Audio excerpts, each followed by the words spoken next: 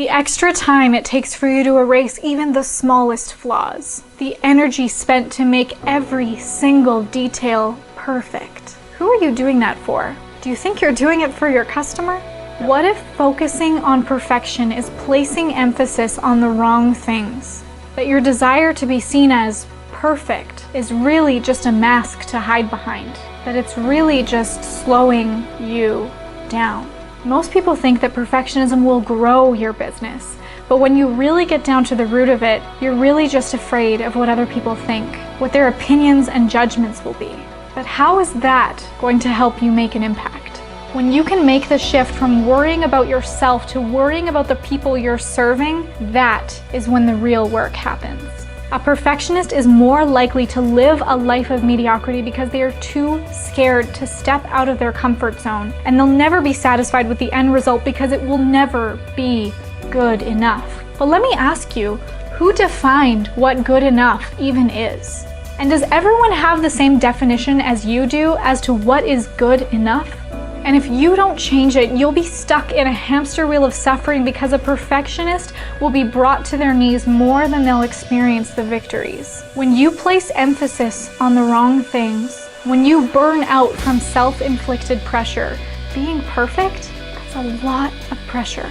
You're being a perfectionist thinking it will help you grow, but the reality is that you're on a never-ending treadmill running after an elusive feeling that won't last.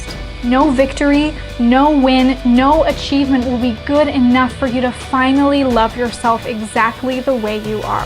That's why people lose themselves in the hustle mindset, thinking the harder and longer I work, the more valuable I am, the more self-worth I hold, and the more that people will love me. Well, how many hours and how hard do you have to work until you're good enough?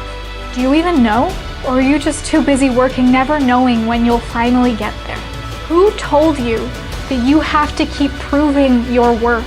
You will never be able to hustle yourself into self-acceptance. You know what the best part is? You're hiding behind a mask of perfectionism so that people won't see you for your flaws. But isn't the consensus that we're all flawed? That we are all imperfect?